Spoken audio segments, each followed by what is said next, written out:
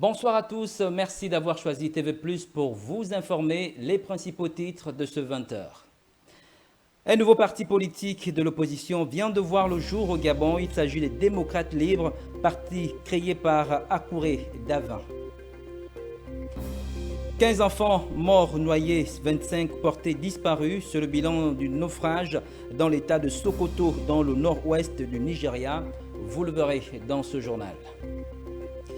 Et puis sport, football, le championnat national de première division et deuxième division à nouveau aux arrêts. À l'origine de cette suspension, les questions de trésorerie. À ce sujet, les explications de Jeremy Goma. On ouvre cette édition d'information en société avec la dégradation de voies principales et secondaires de certains quartiers de la capitale gabonaise. La route située au quartier Bellevue 2 se trouve dans un état déplorable et une situation de dégradation très avancée qui n'arrange pas les riverains et les automobilistes. Plus de précision avec Ruth Matsanga. Le manque de travaux de réhabilitation de certaines routes de Libreville, devenues vétustes, mettant à mal les usagers et les conducteurs.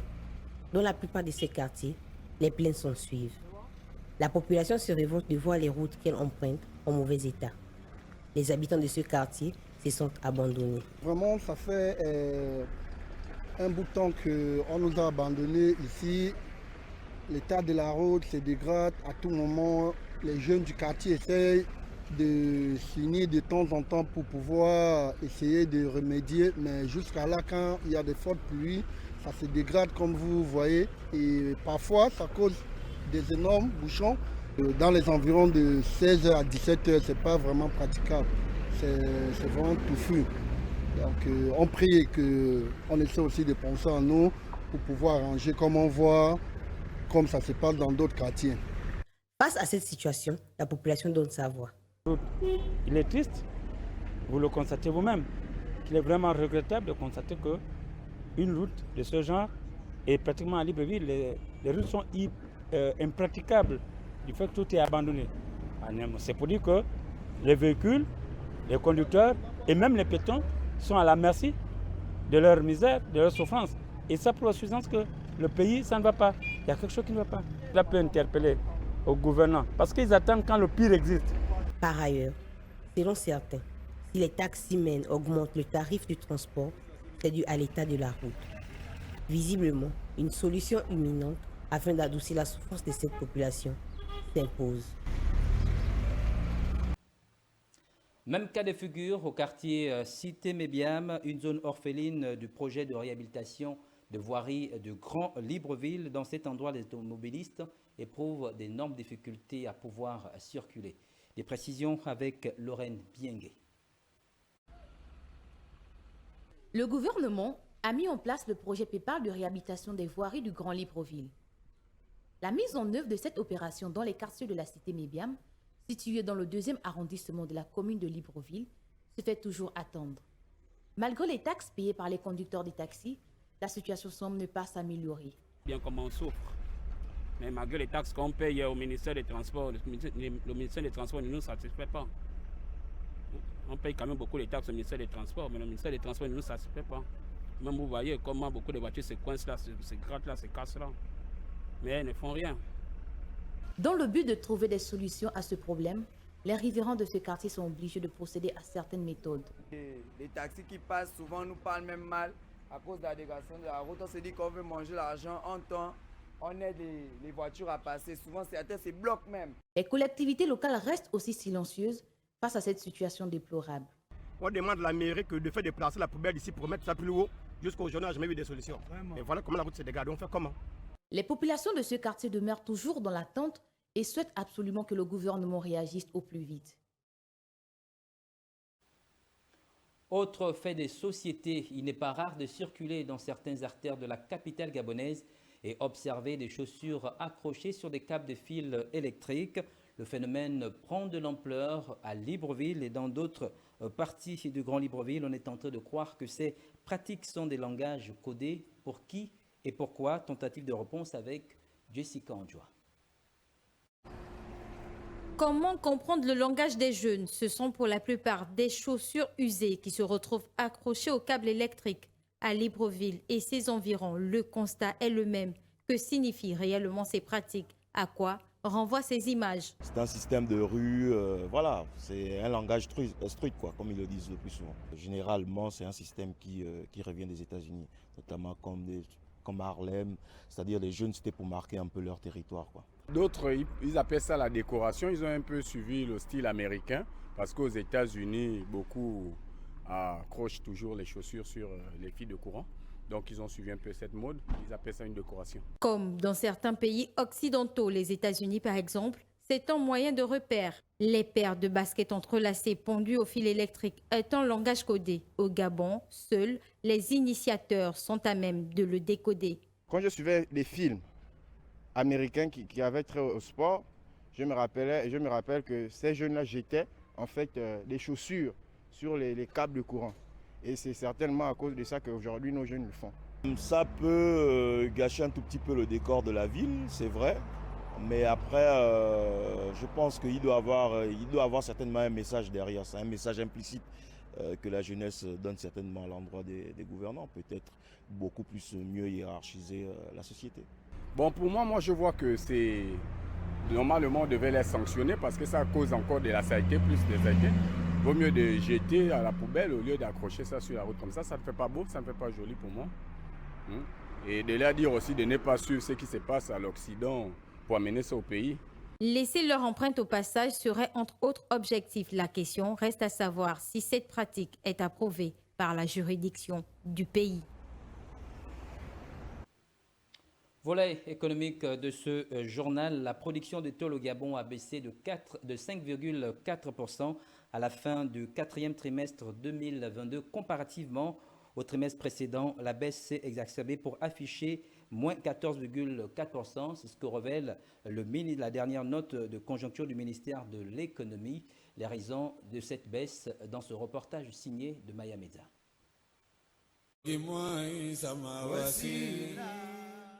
Cette contraction d'activité, d'après le ministre de l'économie, est liée aux difficultés d'approvisionnement en matières premières, en raison notamment de la hausse des prix et à la rareté des conteneurs. Le matériel utilisé pour la production des tôles est constitué en hausse de l'aluminium, du cuivre, du titane, de l'acier doux, de l'acier inoxydable et de l'hélium. Légèrement, parce qu'avant on vendait ça à 2500 la feuille, mais apparemment c'est 2800. Cette situation dure depuis plusieurs mois déjà. Au dernier trimestre 2021, la baisse était de 17,3%, de 9,6% au deuxième trimestre 2022 et de 9,1% au troisième trimestre 2022. Face à ça, les populations interpellent. Oui, les prix de tôle ont augmenté. Il suffit de côtoyer les sociétés de construction pour voir comment les populations se battent pour discuter les prix. Donc c'est pour cette raison qu'on se bat pour assez que l'État revoie un peu les prix des tôles. Comment on peut construire une belle maison si on n'a pas l'argent pour acheter les tôles? Ces performances baissières observées ne seraient-elles pas l'image de celle de la société de transformation d'aluminium gabonaise Sotralga, principale entreprise du secteur au Gabon? En effet, depuis 2018, elle a affiché une baisse résultant essentiellement de la contraction de la demande des principaux clients, sociétés de construction, quincailleries et ménages. Ainsi, le chiffre d'affaires a baissé de 8,3% à 4,5 milliards de francs CFA.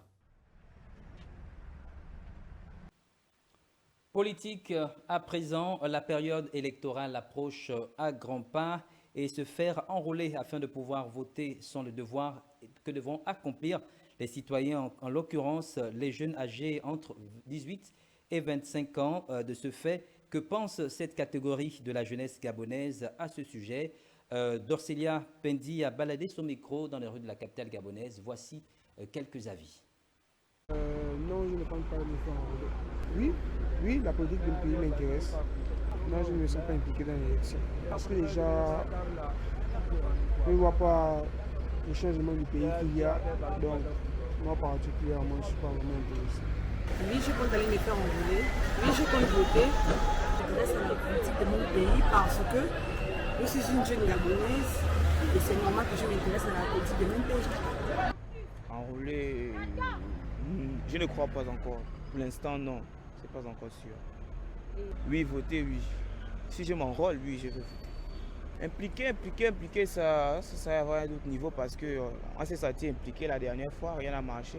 On peut pas dire, on va tout, même si c'est comme ça, on va tous se sentir impliqués parce que nous sommes des jeunes. Le président Ali Bongo, non, il avait dit, il concentrait son mandat sur les jeunes, non, sur la jeunesse, non, la scolarité, le travail, tu vois, tout ça. Mais on est là au niveau, il n'y a rien de tout ça. Il n'y a rien de tout ça. Nous poursuivons ce journal en politique. Le monde politique gabonais désormais peut compter avec les démocrates libres. Ce nouveau parti de l'opposition gabonaise a vu le jour cet après-midi lors de la déclaration du docteur Davin Akouré. Un reportage signé Alexandre Mbaondo.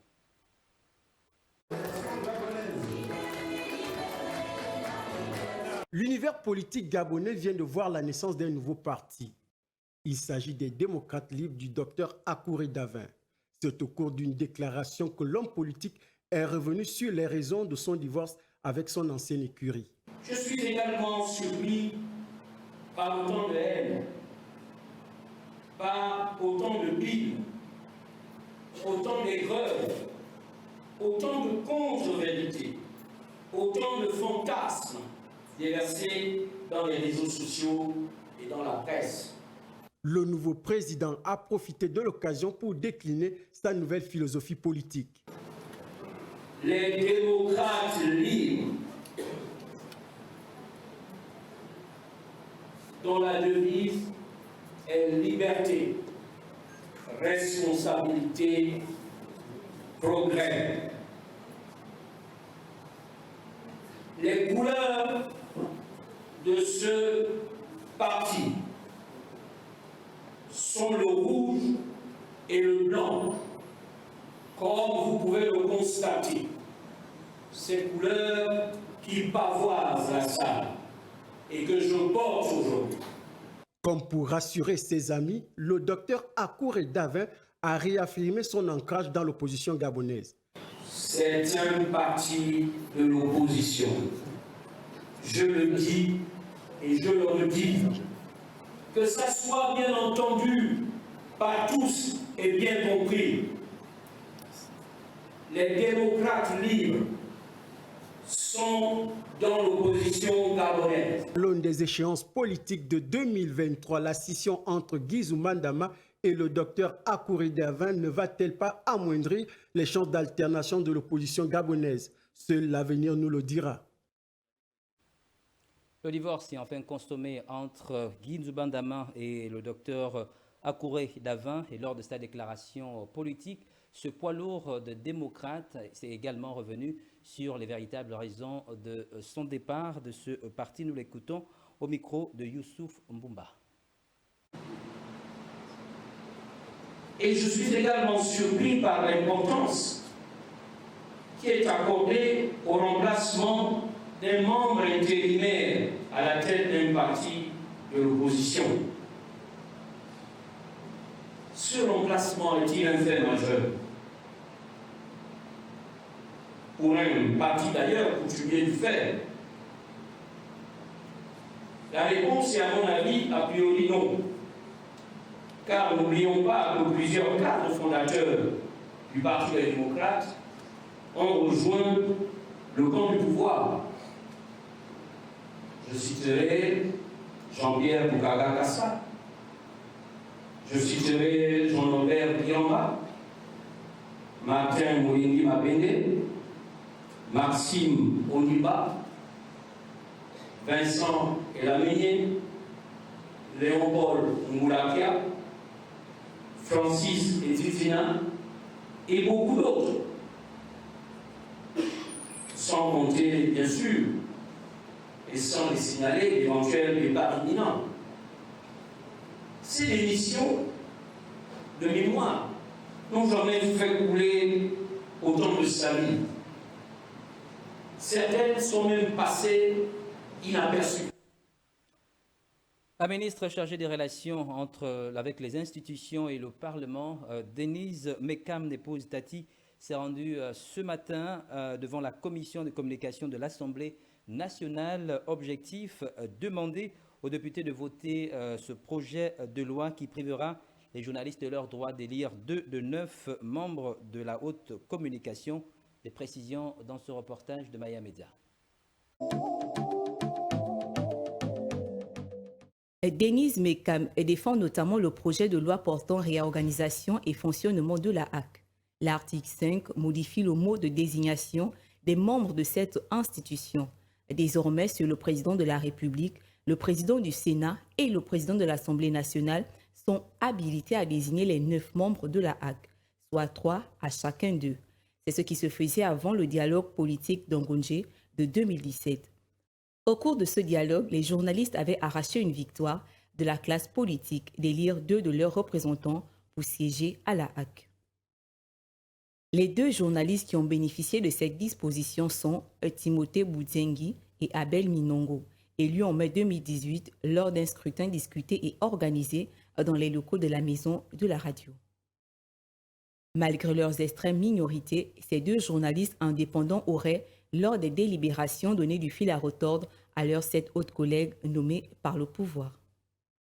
Estimant que l'institution n'était plus devenue lisse et manipulatrice à souhait, le gouvernement a rapidement imaginé que cette loi doit s'appliquer dès le mois de mai ou juin dans le cadre du renouvellement des mandats actuels qui tirent vers la fin. Beaucoup de journalistes dénoncent un recul démocratique et un mauvais saucissonnage des accords d'Angondje. La révision intervient quasiment au lendemain de la publication par l'ONG Reporters sans frontières du classement mondial de la liberté de la presse.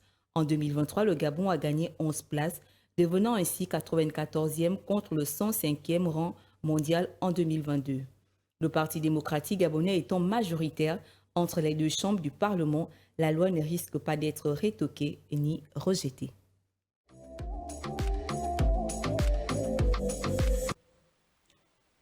« 11 mai 1981, 11 mai 2023, il y a exactement 42 ans, jour pour jour, que disparaissait Bob Marley, ce célèbre roi du reggae, qui était également un puissant adepte de la culture du safari, un mouvement qui ne cesse de s'imposer à travers le monde, né en Jamaïque dans les années 1900. Selon Didier Descocailles, le safari plonge ses racines notamment dans les textes bibliques. Nous l'écoutons dans ces reportages signés de Maya Media.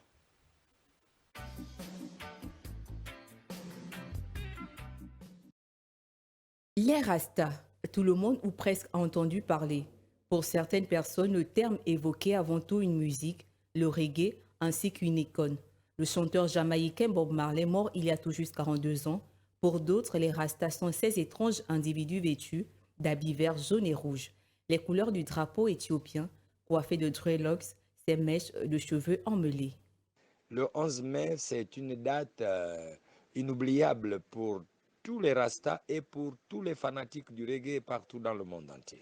Elle représente le jour de la poursuite de la mission, parce que ceux qui s'en vont, ce sont des hommes, ceux qui restent, ce sont des hommes.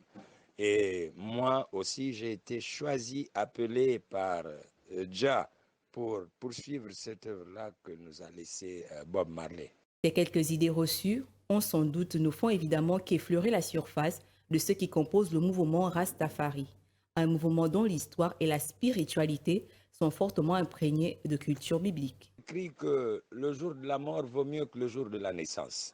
Si nous célébrons le 11 mai, c'est parce que c'est ce jour-là qui est le jour, on va dire, le plus merveilleux, on va dire comme ça, parce que Jah a rappelé son messager au repos éternel.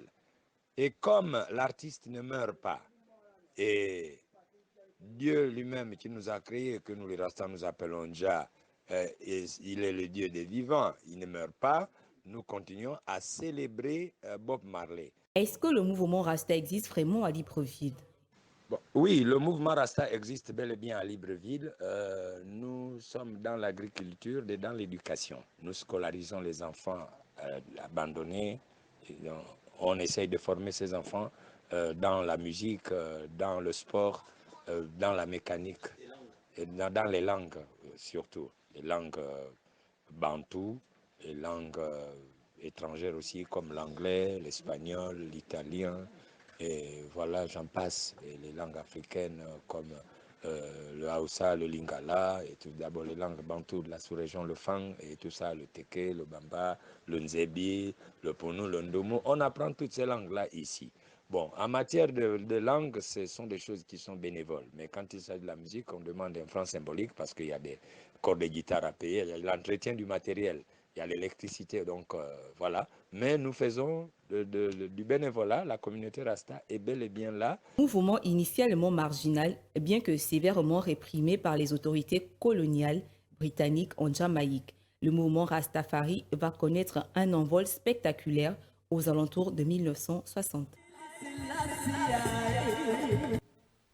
La page internationale de ce journal en République démocratique du Congo, une semaine après les inondations meurtrières dans la région du Sud Kivu, dans l'est de la République démocratique du Congo, les recherches se poursuivent pour trouver les disparus ensevelis sous la boue et sous les décombres. Ceux qui ont survécu endeuillés, choqués et ont tout perdu attendent entre peur et désespoir qu'on leur vienne en aide. L'Orici et de Sidel Animal. Dans l'est de la République démocratique du Congo, les villages de Nyamukubi et Bouchouchou, dévastés par les inondations qui ont fait plus de 400 morts, sont isolés des provinces du Nord et Sud Kivu. Les inondations ont englouti la route nationale 2 qui connectait Goma à Bukavu. La seule voie d'accès est le lac Kivu. Des canoës sont utilisés par les survivants pour déplacer les morts. Personne ne peut venir ici. Où iront-ils? Même ceux qui ont échappé aux inondations doivent avoir une pirogue pour sortir et se rendre à Goma. Parce qu'il n'y a plus de route, même les ONG qui peuvent venir nous aider n'ont aucun moyen de venir ici. Tous les ponts sont détruits. L'une des choses urgentes que nous devons faire est d'essayer de reconstruire les ponts là où les inondations ont coupé la route. Car si les ponts ne sont pas réparés, nous aurons l'impression d'être abandonnés et nous serons ici sans rien. Que les autorités réparent les ponts et nous fournissent de la nourriture. Les recherches continuent après ces inondations dévastatrices. Plus de 5000 personnes sont portées disparues. La région de l'Est de la RDC est secouée ces derniers jours par plusieurs catastrophes naturelles. Au moins 10 personnes sont mortes dans un nouveau glissement de terrain survenu après une forte pluie dans la nuit de mardi à mercredi dans une zone enclavée. Dans le territoire de Massissi, toujours dans le nord Kivu, une personne a été tuée et 3 autres blessés à Rubaya dans l'éboulement de terrain survenu lundi dans ce site d'exploitation artisanale de minerais.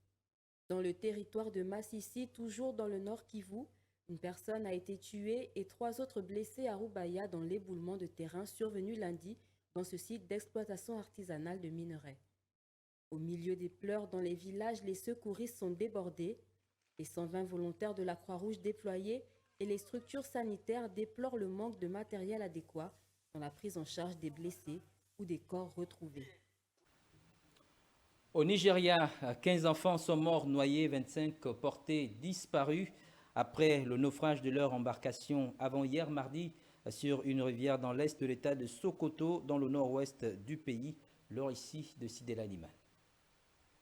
15 corps, 13 filles et 2 garçons ont été retrouvés par les équipes de secours et enterrés dans le village de Dundeji, a annoncé le responsable administratif du district de Chagari, Aliou Aboubakar, qui a supervisé l'opération de sauvetage. Les opérations de sauvetage se poursuivent. 25 enfants sont encore portés disparus. Les enfants, originaires du dit village, allaient chercher du bois dans la brousse de l'autre côté de la rivière Chagari lorsque leur embarcation surchargée a chaviré. Lorsque l'eau se retire, n'importe quel bateau, quelle que soit sa taille, se troue lorsqu'il heurte une souche d'arbre. Et quand il y a un trou, cela complique les choses, car le bateau va couler et tous ceux qui ne savent pas nager auront des difficultés.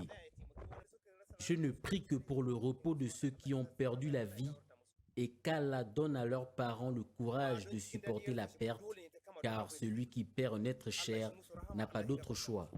Les enfants du village ont l'habitude de traverser la rivière tous les matins pour aller chercher du bois qu'ils revendent au village et dans les communautés voisines pour augmenter les revenus de leur famille. L'état de Sokoto est une région rurale reculée du nord-ouest du Nigeria. Les accidents impliquant des bateaux y sont fréquents, comme dans le reste du pays. Ils sont souvent liés à une surcharge des navires, à une vitesse excessive, à un mauvais entretien et au non-respect des règles de navigation. La guerre en Ukraine, l'un des journalistes de l'agence France Presse, le français Arman Soldin, est tombé sous les balles en plein conflit russo-ukrainien. Face à cette tragédie, la justice de son pays compte ouvrir une enquête pour crime de guerre. Ralph Lenyongo pour les détails. Soldin, 32 ans, est mort lorsque lui et ses collègues de l'AFP ont essuyé des tirs de roquettes alors qu'ils se trouvaient avec les troupes ukrainiennes près de Chaziv, Yar, dans la région du Donbass à l'est de l'Ukraine. Une nouvelle sépulcrale qui plonge ses confrères dans la consternation. Notre réaction est évidemment une réaction de consternation, d'apprendre qu'un 10e journaliste a été tué en Ukraine depuis le début du conflit, un 3e journaliste français, ça fait beaucoup, 3 sur 10 s'agissant des journalistes français. Il y a une observation évidente, c'est que les 3 journalistes ayant un passeport français qui ont été tués en Ukraine sont tous des journalistes reporters d'images, des JRI, c'est-à-dire des journalistes dont la fonction est de rapporter des images et qui, par nature, du fait de leur métier, doivent aller au plus près de l'action. Les images, elles peuvent évidemment être ramenées de l'arrière. Il y a des choses intéressantes à filmer à l'arrière.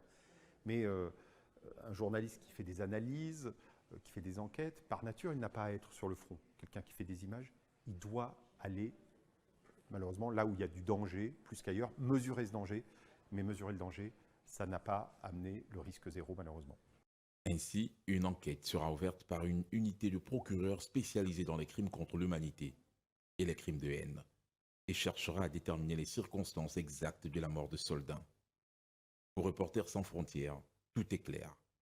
C'est une attaque délibérée de la Russie contre les journalistes.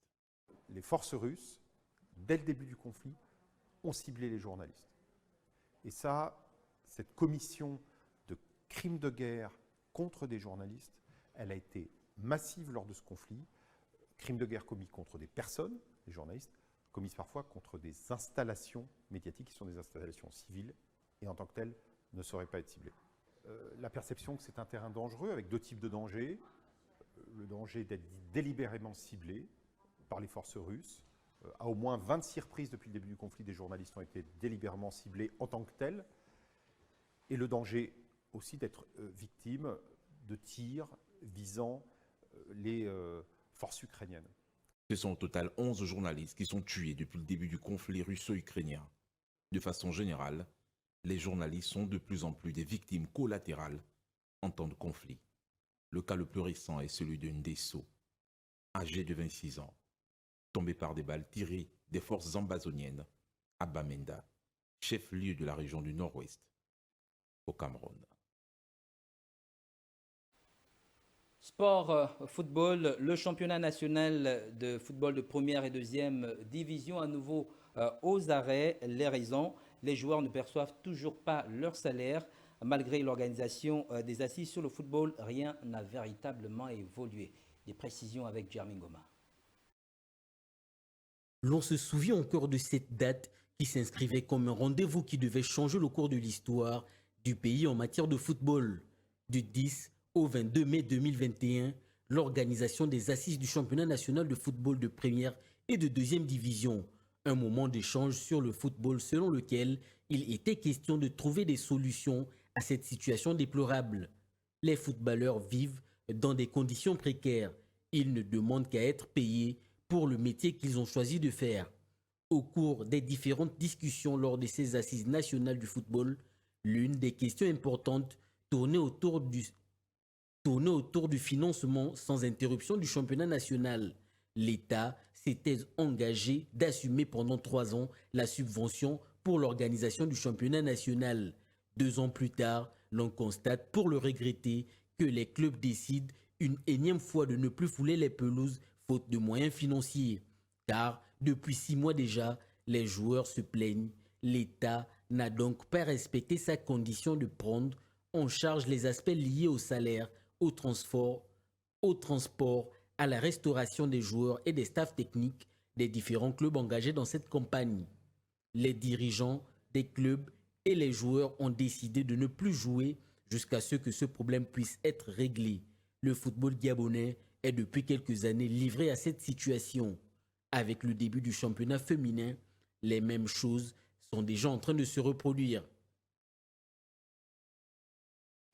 Et puis en boxe, le lancement du national de boxe, c'est du 15 au 21 mai prochain. Une annonce faite par le bureau exécutif de la Fédération gabonaise de boxe lors d'une rencontre qui s'est tenue une semaine après l'élection de Bonaventure Nzigou Moussavo. Plus de précisions avec Jeremy Goma.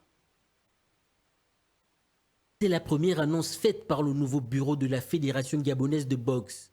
Il y a quelques jours, une semaine après son élection remportée avec brio, organise le championnat national de boxe du 15 au 21 mai 2023. Il est clair que les choses vont aller très vite avec la nouvelle équipe de Bonaventure Nzigou Manfumbi. Celle-ci organise un championnat national de boxe.